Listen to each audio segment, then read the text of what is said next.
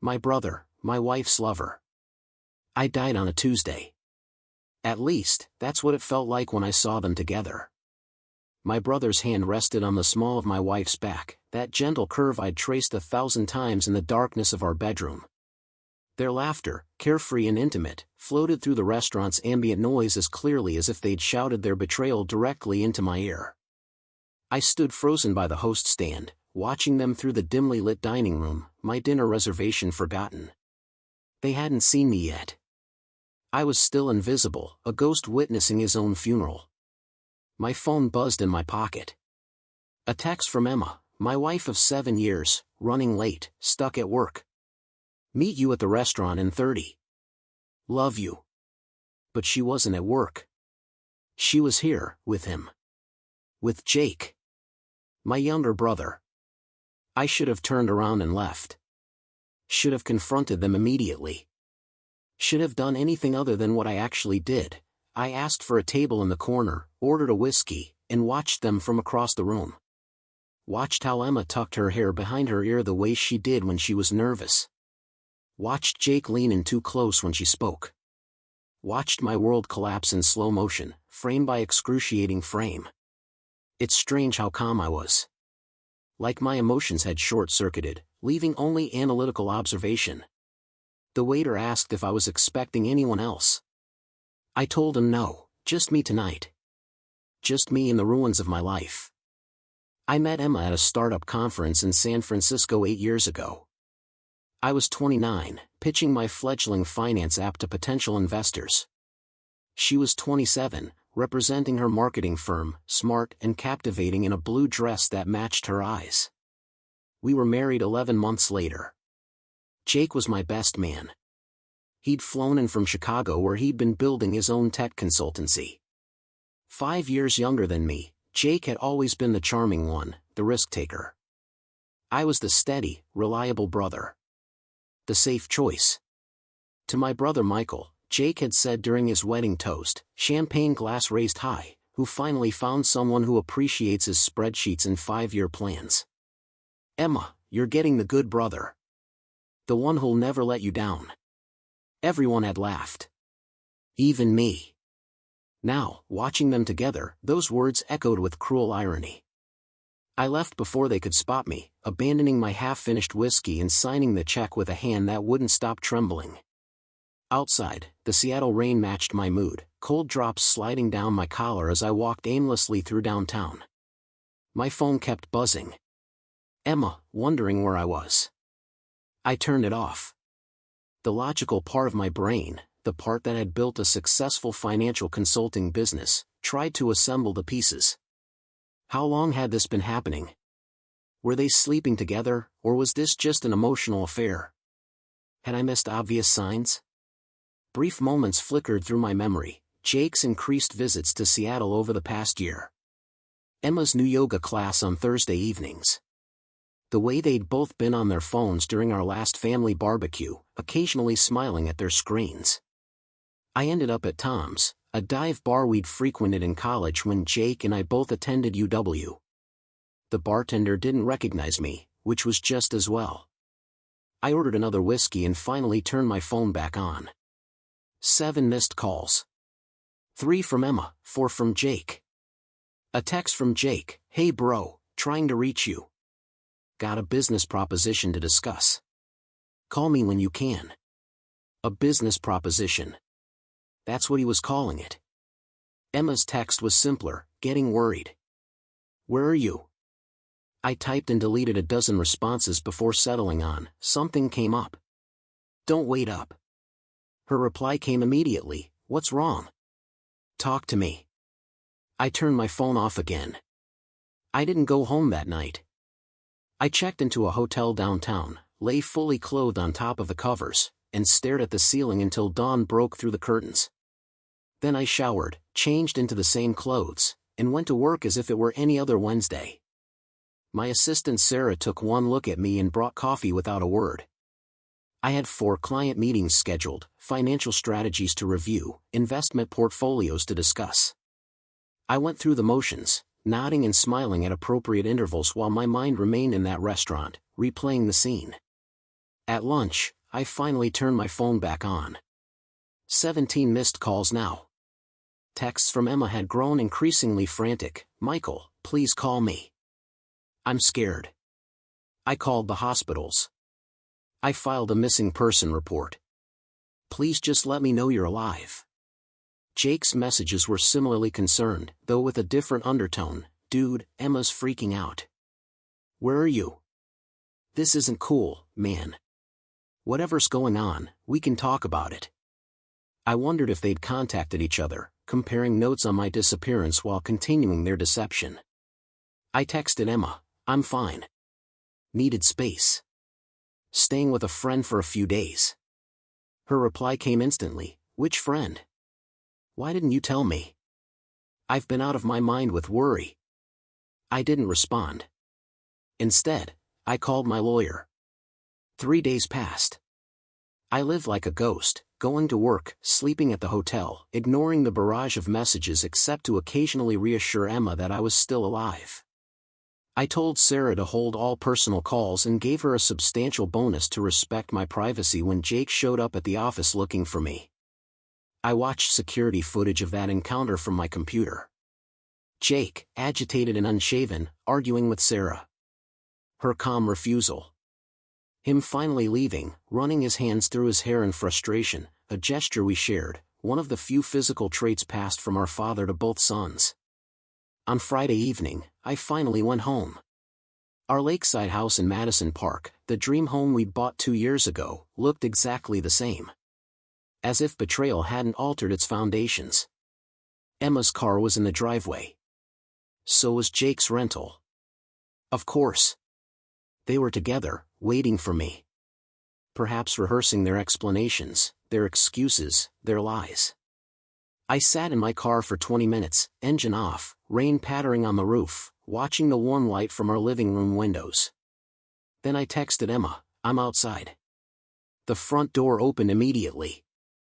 Emma stood in the doorway, her silhouette backlit by the entryway lamp. She was wearing jeans and one of my sweaters, her hair tied back messily.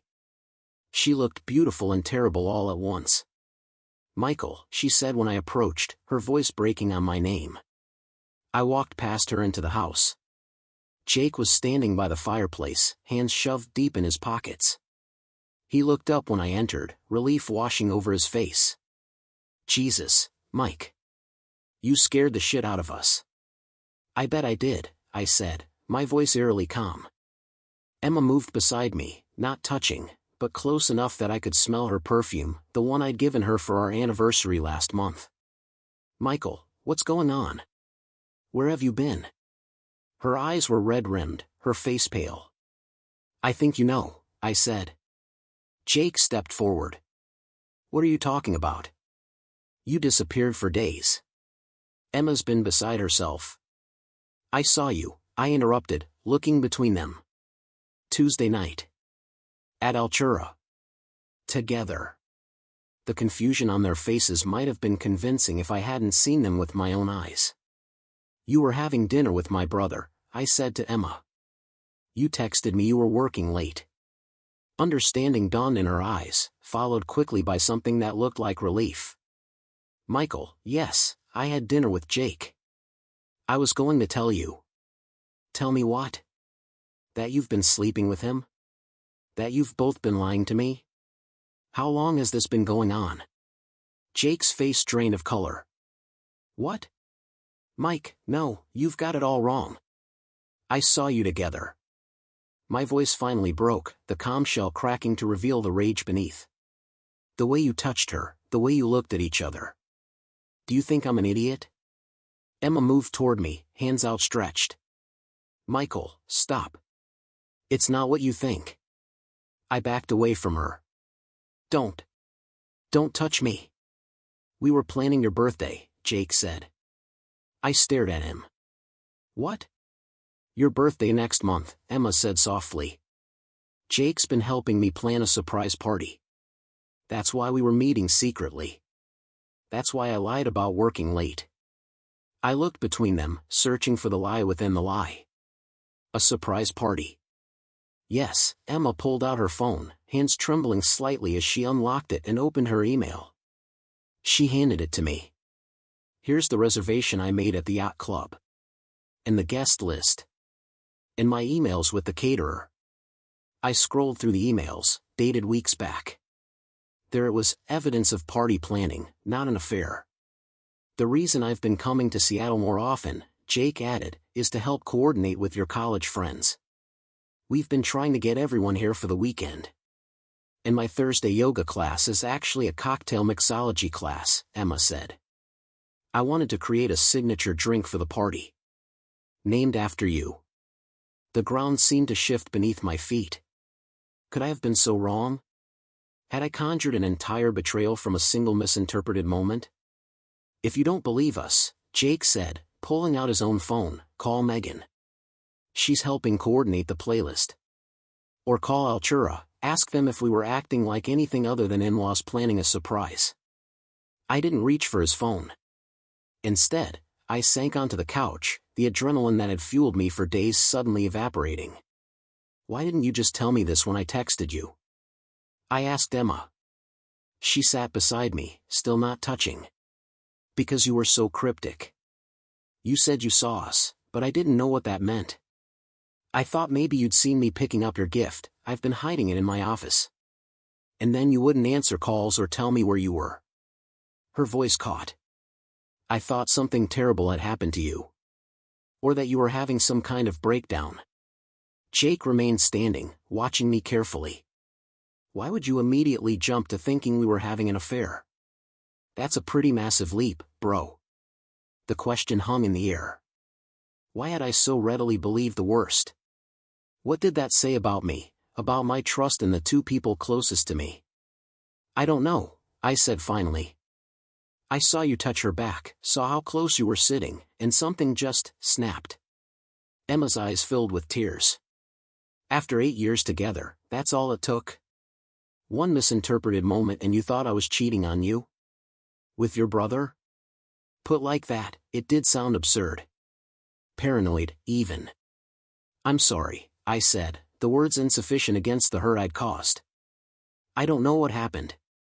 I saw you together and every insecurity I've ever had came rushing back. What insecurities? Jake asked, frowning. I looked at him, my younger brother, always more charismatic, more daring, more alive than me. You've always been the exciting one. The one people gravitate toward. I'm just, reliable. Emma made a sound of disbelief. Is that how you see yourself? As some boring, reliable option I settled for? Didn't you? A bit? She stared at me, then stood abruptly. I can't do this right now. I've spent 3 days terrified something had happened to you, only to find out you've been hiding because you think so little of me, of us, that you immediately assumed I was cheating. I need some air. She grabbed her jacket and left, the front door closing firmly behind her. Jake and I sat in silence for a long moment. You really thought I'd do that to you? He finally asked, hurt evident in his voice. I ran a hand over my face. I don't know what I thought. It was like watching my worst fear play out in front of me. Your worst fear is Emma and me betraying you? My worst fear is not being enough, I admitted. For her. For anyone. Jake sat down across from me. Mike, that's bullshit. You've always been enough. More than enough. You're the successful one, the one with the stable career and the beautiful wife and the house on the lake. I'm just fumbling through, trying to figure things out. I looked at him in surprise. That's how you see me? As the successful brother? Of course. Everyone does. We stared at each other, two brothers realizing they'd spent years envying mirages of each other. Emma didn't come home that night. She texted that she was staying with her sister, that she needed time to process. I spent the night on the couch, Jake in our guest room, both of us too emotionally exhausted to talk more. In the morning, Jake made coffee while I stared blankly at the lake through our kitchen windows. What are you going to do? He asked, sliding a mug toward me. Grovel? Beg forgiveness? Check into therapy? All of the above? He nodded. The therapy part might not be a bad idea. This level of mistrust, it didn't come from nowhere, Mike. He was right, of course. My parents' marriage had ended when I was 12, Jake 7. Dad's infidelity had blindsided Mom, destroying her trust not just in him but in her own judgment. I'd watched her second-guess herself for years afterward, questioning how she could have missed the signs. Maybe I'd absorbed more of her fear than I'd realized. I don't want to lose her, I said quietly. Then fight for her. But first, figure out why you were so ready to believe she'd betray you. Jake left that afternoon, heading back to Chicago earlier than planned. At the door, he hugged me awkwardly. For what it's worth, Emma adores you. Always has. After he left, I called Emma. She didn't answer. I left a voicemail apologizing again, asking her to come home when she was ready to talk. Then I called a therapist whose card had been sitting in my wallet for months, a recommendation from a colleague who'd gone through a rough patch in his own marriage. The earliest appointment was Monday. I took it. Emma came home Sunday evening, carrying the small overnight bag she keeps at her sister's. She looked tired but composed as she set her keys on the counter. "Hi," I said, standing awkwardly in our kitchen. "Hi." She didn't move toward me. "I'm sorry," I began. "I know I've already said it, but I am so sorry for what I put you through." She nodded slightly. "I got your messages. I made an appointment with a therapist. For tomorrow." That surprised her. "Really?" "Yes. I need to understand why I reacted the way I did. Why I was so quick to believe the worst." She finally moved further into the kitchen, setting her bag down. "I've been thinking about that too. Have I done something to make you distrust me? Has there been something building that I missed?" "No," I said quickly. "It's not you. It's me, and I know how cliché that sounds, but it's true. I think I've been carrying around fears I didn't even realize I had. About me cheating.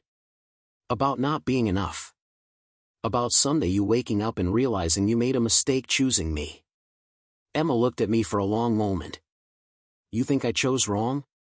"No. But sometimes I wonder if you'll think so." She sighed, then moved to the cabinet and took out a wine glass. She poured herself a generous amount from the open bottle on the counter. "You know what hurts the most? Not that you thought I was capable of cheating. It's that you think so little of yourself that you believe I'd want someone else." She took a sip. "And not just someone else, your brother. As if I'm some character in a bad soap opera." I winced. "When you put it that way." "Yes, when I put it that way, it sounds ridiculous." "Because it is." She set her glass down hard enough that wine sloshed over the rim. 8 years, Michael. 8 years of building a life together. Of supporting each other through job changes and family deaths and fertility issues. And you were ready to throw it all away based on one misinterpreted dinner.